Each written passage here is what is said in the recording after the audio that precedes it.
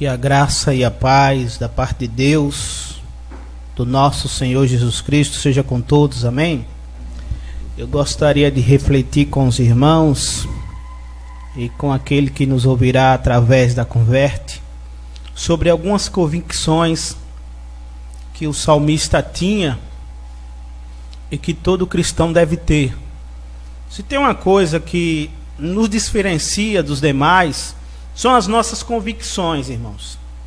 Convicções são certezas, a qual nós nutrimos no nosso coração. E no Salmo 119 eu quero partilhar com vocês algumas convicções a partir do versículo de número 151.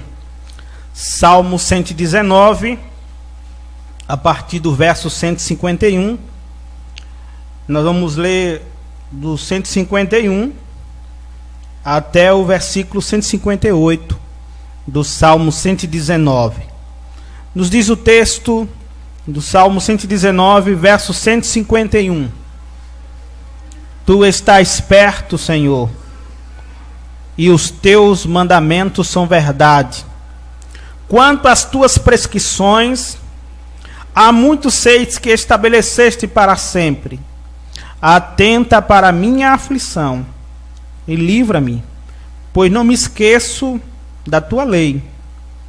Defenda a minha causa e liberta-me. Vivifica-me segundo a tua promessa. Verso 155 do Salmo 119 nos diz: a salvação está longe dos ímpios, pois não procuro os teus decretos. Muitas, Senhor, são as tuas misericórdias. Vivifica-me segundo os teus juízos. São muitos os meus perseguidores e os meus adversários. Não me desvio, porém, dos teus testemunhos. Vi os infiéis, senti desgosto, porque não guardam a tua palavra. Que Deus, pois, aplique esta palavra lida nos nossos corações. Este salmo, que é o salmo mais extenso das Escrituras, a cerne do salmo é a palavra, né? Desde o início, o salmista começa a falar da lei de Deus, que é a própria palavra. E nessa porção que nós estamos refletindo nessa noite, o salmista, ele dirige algumas palavras aos nossos corações, para os nossos dias, que eram convicções que ele tinha. A primeira convicção que o texto nos apresenta nessa noite é que para o salmista Deus não estava longe. Ele disse: perto está o Senhor. E como é bom quando o cristão tem certeza de que Deus está perto dele. Uma das coisas que mais o adversário trabalha na mente, no coração dos cristãos, é a sensação de que Deus está longe, de que Deus não está presente, de que Deus não está vendo. Quando vemos alguém atribulado, alguém em angústia, em tristeza, uma das frases que eles dizem: Deus não está me vendo, Deus está longe de mim. Eu já vi essa frase mais de 100 vezes na minha caminhada de pessoas: pastor, Deus está longe de mim. E quando você vai analisar, a pessoa não estava vivendo uma vida pecaminosa, mas ela coloca essa frase na sua boca: Deus está longe. Isso é uma falta de convicção. Porque para nós que cremos, que fomos alcançados pela graça, Deus não é um Deus ausente. Ele é o Deus Emanuel, Ele é o Deus conosco. Amém, irmãos? Deus está perto. E como Deus está perto, além dele ter essa convicção, o salmista no verso 151 diz outra coisa: e todos os teus mandamentos são verdade. Primeiro, ele afirma que Deus estava perto. Segundo, ele diz: todos os teus mandamentos são verdade. Ou seja, em uma época em que muitos estão atrás da verdade. Não existe verdade sem Cristo. Não existe verdade sem Deus. Porque Deus é a própria verdade. Porque a palavra é a própria verdade. Porque Cristo é a própria verdade. E para o salmista, ele estava amparado nesta convicção. Deus estava perto. Os mandamentos deles são verdadeiros. Todos os mandamentos deles são verdade. Ou seja, não há uma mentira na palavra. Na boca dos homens pode haver mentira, mas na boca de Deus, na palavra de Deus, não há mentiras. Aí ele prossegue nas suas convicções no verso 152. Quanto às suas prescrições, há muito sei que estabeleceste para sempre. Ou seja, para o salmista, a palavra, aquilo que Deus decretou na palavra é imutável. Aquilo que Deus estabeleceu no passado como lei, como regra, ela se permanece com o passar dos dias. Deus não é como alguns que tem uma teoria hoje e amanhã ele já descobre outra teoria e apaga aquilo. Como eu ministrei aqui no domingo acerca dos cientistas, que em um ano faz uma descoberta e no outro ano outros já descobrem outra coisa no campo da medicina. E aquilo que no ano passado era verdade, esse ano passa a não ser mais verdade. Mas aquilo que Deus falou no passado e que Deus fala hoje, continuará sendo verdade eternamente. Amém, irmãos? Ele disse: quantas tuas prescrições, há muito sei que estabeleceste para sempre. São eternas. Ninguém pode mudar. Eu sei que há alguns projetos malignos para tirar parte das escrituras, para deixar a Bíblia mais atrativa, né? Para deixar a Bíblia politicamente correta, usando um termo dos nossos dias. Mas a Bíblia não é politicamente correta. A Bíblia é a boca de Deus, é a espada de Deus, é a lei de Deus. E não é a Bíblia que tem que se sujeitar aos homens, mas são os homens que têm que se sujeitar à Bíblia. Amém, irmãos? E nós precisamos ter as nossas convicções, senão nós vamos adaptar alguns textos para não desagradar a alguns. Infelizmente nós já vemos pessoas hoje: mas não se pode mais pregar sobre determinados assuntos. Eu já ouvi de colegas de várias denominações, diz: nós precisamos ter uma mensagem mais atual, uma mensagem mais atrativa. E eu disse a ele: existe uma mensagem mais atrativa do que a graça e o convite de Jesus: vinde a mim os que estáis cansados e sobrecarregados, que eu vos aliviarei.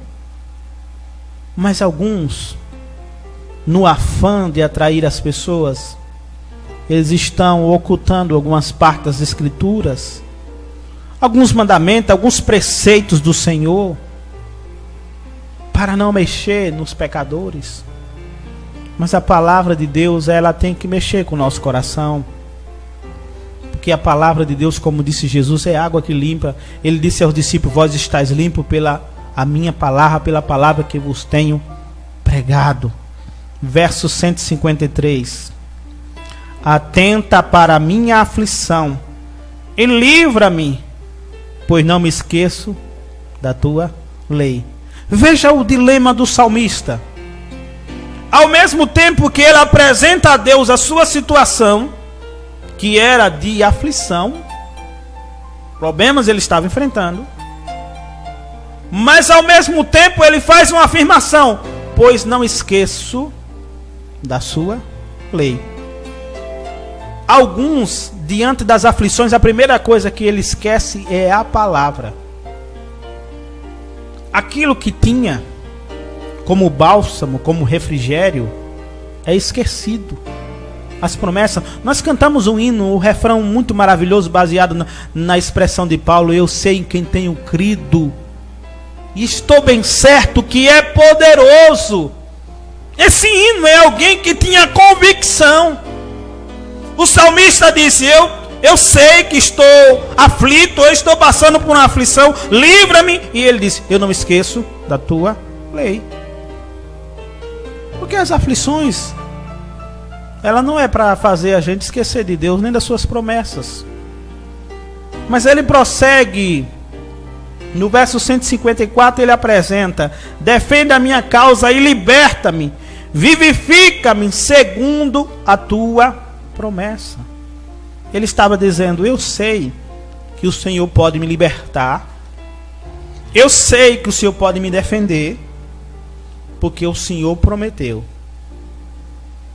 Ele tinha convicção nas promessas. E cada crente deve ter convicção nas promessas de Deus.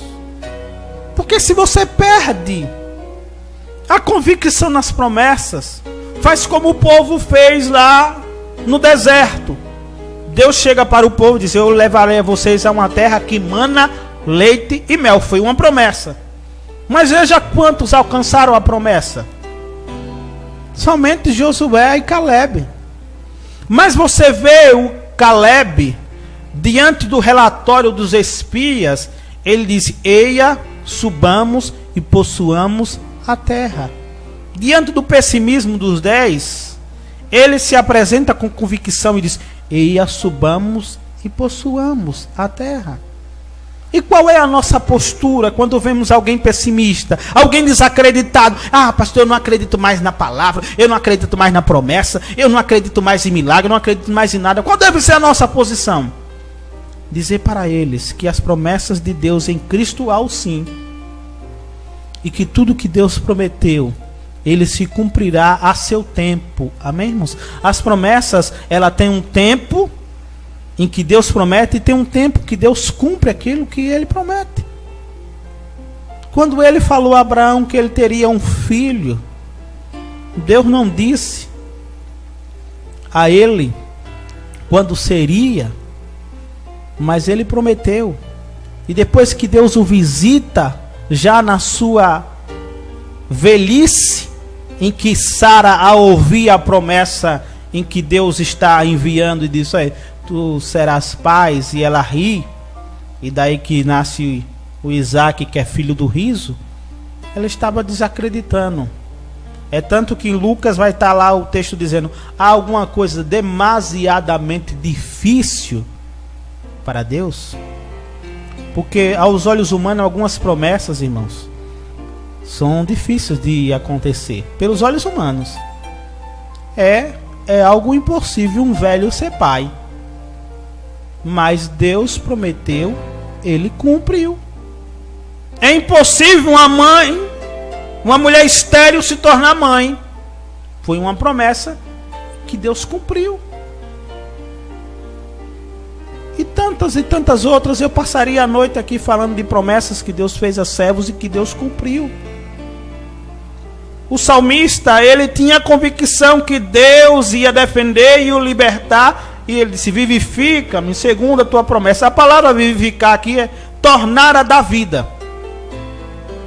Porque muitas das vezes as pessoas estão fisicamente vivas, mas espiritualmente e emocionalmente elas estão mortas.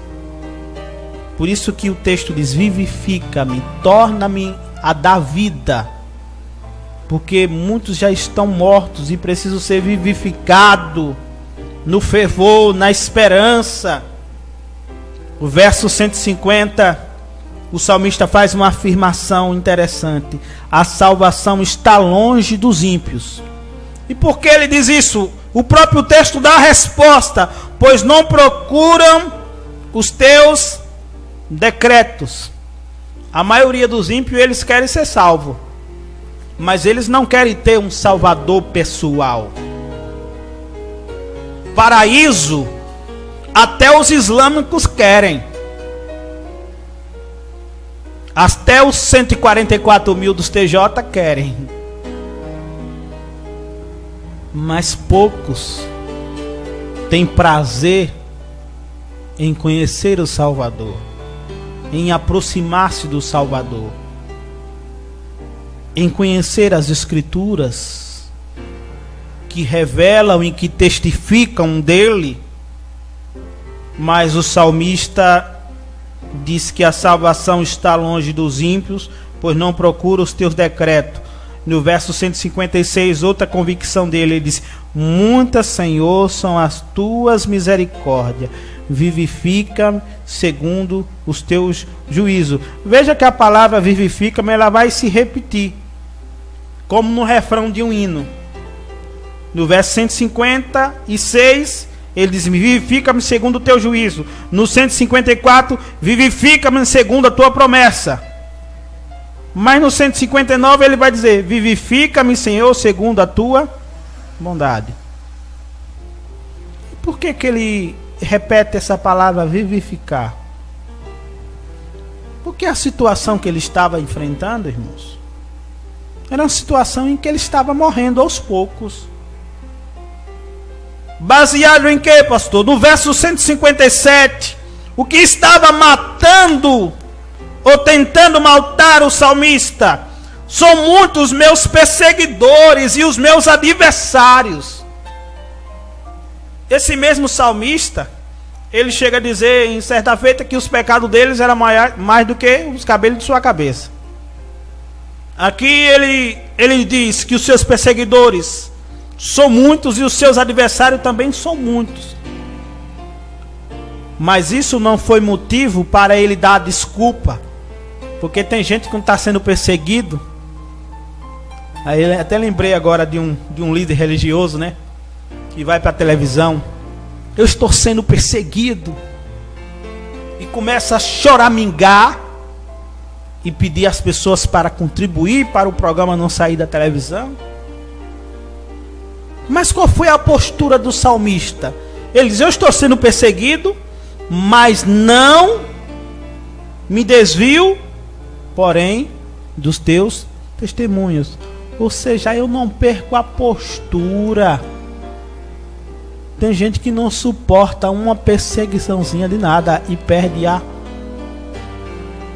Pense em algo que os cristãos nos nossos dias, aqueles que já declararam em quem votarão e se pende para a direita, o tanto de pessoas que estão perseguindo, o que eu ouço e vejo nas redes sociais, alguns que se dizem crentes, pessoas que não conhecem nada da Bíblia, agora estando uma de espiritual, como é que apoiam um homem que é a favor do porte de arma e essa baboseira toda. Mas essas mesmas pessoas são favoráveis ao aborto. Essas mesmas pessoas são favoráveis a outras coisas que são contrárias à palavra de Deus. Os meus dedos coçaram para eu escrever uma frase que diria bem assim. Não sei se ainda vou colocar. Para aqueles que estão condenando os cristãos sobre o porte e o uso de armas, não esqueçam que o homem segundo o coração de Deus, Davi, foi o homem que no Antigo Testamento matou mais tantas pessoas que a espada ficou grudada na sua mão de tanto sangue. E eu disse a um líder, eu disse: olha, o mesmo Deus que dá vida é o Deus que tira a vida. A Bíblia, ela não proíbe a defesa pessoal. Eu quero que alguém me prove que Deus proíbe a defesa pessoal. O que Deus proíbe é o homicídio. O que a Bíblia proíbe é o ato violento de alguém ir em direção a outro e matar. Isso a Bíblia proíbe. Mas a defesa pessoal, você está na sua casa, no seu ambiente, e você portar uma arma de fogo para defender a sua casa do invasor. E o texto de Êxodo deixa bem claro que quando um ladrão entrar na casa lá, na lei. Mas alguns perseguem os cristãos por suas convicções filosóficas, ideológicas e até política. E há essa guerra que está havendo. Eu sei que a nossa maior luta é a luta espiritual, mas nós não podemos nos omitir e ficarmos calados. Eu vi uma frase de um pastor carioca interessante. Os pastores hoje estão falando de política para amanhã não terem as suas igrejas fechadas e serem proibidas de falar de Jesus. Alguns estão nas trincheiras lutando, como Silas Malafaia, que é um lutador, tem seus defeitos como todos têm, mas que levantou uma bandeira em defesa da família e dos princípios. E quanta perseguição enfrenta. E diante dessas perseguições, o salmista também no seu tempo enfrentou. Ele disse: eu não me desvio, porém, dos teus testemunhos. O que nós não podemos é nos desviar, perder a fé, a convicção. Isso jamais. Mas defender dentro da palavra as nossas convicções, irmãos, é um dever nosso. Porque a Bíblia diz que Deus não nos deu espírito de covardia. Qual foi o espírito que Deus nos deu? Deus deu espírito de amor, moderação, mas Ele deu espírito de coragem. Nós devemos ter coragem para apresentar as nossas convicções como cristão. Porque muitos se dobram diante do sistema. Muitos se dobram diante do homem. Se Sadraque, Mesaque e Abidnego se dobrassem diante do homem, Deus não teria livrado. Se Daniel nos seus dias tivesse se dobrado ao império, não tinha ouvido do próprio homem que o perseguia: homem, vem Daniel, servo fiel, servo do Deus vivo. Então é tempo da igreja militar no campo espiritual, com as suas convicções espirituais. Quem somos, aonde estamos indo, a nossa pátria não é aqui, verdadeiramente é o céu, mas enquanto estivermos aqui, temos ainda uma pátria terrestre. Temos que ter as nossas convicções. Veja que esse verso 158 se aplica a algo que todo crente que está conectado em Deus, ligado em Deus, ele sente. Vi uns infiéis e senti desgosto. Quando eu vejo alguém, irmãos, que se afirma ser cristão, mas que aprova ou que é cúmplice de algo que as escrituras não aprovam, isso dá um desgosto na minha alma. Quando eu vejo cristãos defender o comunismo, eu sabendo os males que o comunismo causou na China, causou aqui em Cuba, quantos pastores morreram em Cuba por causa do comunismo? Isso traz desgosto à minha alma quando eu vejo o cristão levantar a bandeira do comunismo. De forma alguma, irmãos. Primeiro que a nossa bandeira é Jeová Nissim. Jesus, Ele é a nossa bandeira. Mas tem os princípios espirituais, tem aquilo que a Bíblia, que a palavra de Deus, ela nos orienta. E a Bíblia, ela é contrária, porque eles são contrários à Bíblia. Eu nunca vi um comunista ser favorável às escrituras. Eu nunca vi o que é que eles estão fazendo agora na China. Eles estão indo nas igrejas e proibindo alguns cânticos. É para cantar cântico que exalte o presidente. Na Coreia do Norte é mais ferrenho ainda, que tem que louvar. Se você buscar testemunho dos irmãos na Coreia, eu li um relato de uma senhora que passou 36 anos ali, ouvindo todos os dias que Deus não existia. Eles gravaram um áudio, Deus não existia, aquilo na mente dela. E ela nos campos, colhendo arroz, dentro dos brejos. E ela não negou a fé, ela permaneceu.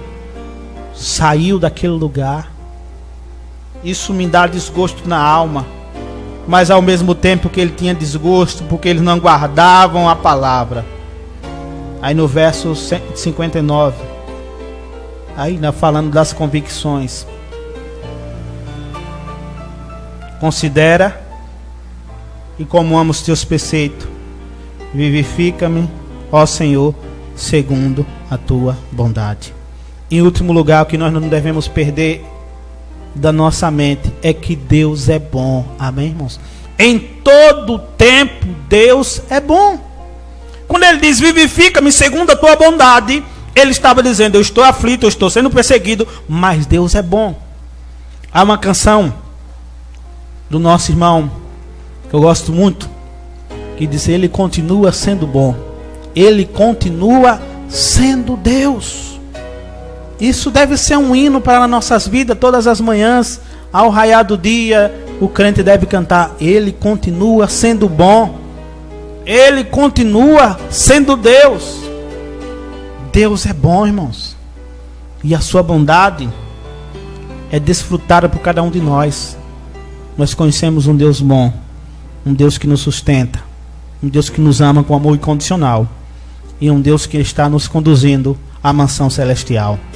A Ele o louvor e a glória para sempre. Amém? Nós vamos orar. Amanhã aqui é comemorado, né, o Dia das Crianças. Embora para nós cristãos todos os dias é Dia das Crianças, é Dia dos Pais, Dia das Mães, é Dia da Família. Mas nós vamos estar orando, em especial por aquela família que perdeu um garotinho. Detalhe, pelo que eu apurei, os pais eram cristãos. A igreja do pastor Paulo naquela região. Então nós vamos orar. Temos outros pedidos de oração aqui. Vamos estar orando por Rita de Cássia, Sandra e seu filho, André Barros, João, Luiz, Ingrid, Helder, Joelina e Eider. Essas pessoas que estão acompanhando agora a Converte Rádio Web, nós vamos interceder para que a bondade de Deus e a misericórdia os alcance e faça milagre nas suas vidas. Deus, Tu que és o Deus de perto, o Deus de longe, o Deus onisciente, o Deus onipotente, o Deus onipresente, todas estas vidas que estão aflitas, angustiadas nesta hora, mas que estão, ó Deus, sintonizadas, eu sei que é a Tua mão agindo e direcionando essas pessoas nesse momento para receber uma palavra do Senhor, para receber uma palavra da Tua parte, do Senhor que vivifica os mortos, vivifica o coração, ó Deus, dessas pessoas, alguns que estão afastados do Teu Evangelho, traz de volta, meu Pai, quebre todos os grilhões, todas as correntes que impedem essas pessoas de estar na Tua presença, Pai, e sustenta conforme a Tua promessa, aqueles que perderam a esperança, Senhor, aqueles que perderam a fé, dê-lhe uma fé, meu Deus, viva, dê-lhe uma nova fé, Pai, uma fé salvadora para eles, conceda-lhe a fé salvadora, a fé sobrenatural a essas pessoas. Em especial nós oramos pelos familiares daquele garotinho que partiu para a eternidade. Oramos também pelos algozes que cometeram aquele crime, que eles possam se arrepender e que eles possam conhecer o Deus vivo, Pai, que eles paguem o crime que cometeram aqui na terra, mas que conheçam o Salvador Jesus Cristo, que veio salvar e buscar os perdidos. Eu sei que o Senhor tem o poder de salvar homens vivos, homens maus, porque o Senhor é Deus poderoso. Nós apresentamos aqueles homens, se foi mais de um, se foi uma mulher que cometeu aquela barbaridade, nós entregamos a alma dela nas Tuas mãos, para que haja arrependimento. Quando ela for capturada, quando ele for capturado, que haja arrependimento, e que lá naquela cela fria, naqueles anos que ele vai estar lá, sejam anos que eles possam se arrepender e conhecer o Jesus Cristo vivo e poderoso, e conhecer o Jesus que dá uma nova chance. Mas em especial nossa oração pelos pais, pela mãe daquela criança que está certamente triste, angustiada. Eu oro também por os familiares do Teu servo e aquela Tua serva que partiu naquele acidente. E oro por aquela criança de 6 anos que ficou sem o pai e sem a mãe. O Senhor visite, Pai, No nome de Jesus, tenha misericórdia daquela família. Tenha misericórdia, Pai. Eu te louvo pela convicção do pai do teu servo que foi levado desta terra e que deu aquela entrevista com tanta convicção diante das câmeras e que não atribuiu, Senhor, o mal, a tragédia ao Senhor, mas ele apenas louvou ao Senhor pela bondade e pelo milagre do neto estar vivo. Ali é um exemplo de alguém que teve convicção em meio à dor e não perdeu a convicção. Que haja outros como aquele, Senhor, fiéis e que não negue ao Senhor diante das tristezas. No nome de Jesus, nós ministramos a tua bênção sobre todos os que estão sintonizados na Converte dessa hora, Pai. Que o Senhor faça milagres e que haja testemunho para a honra e glória do nome de Jesus. Nós oramos agradecidos. Amém.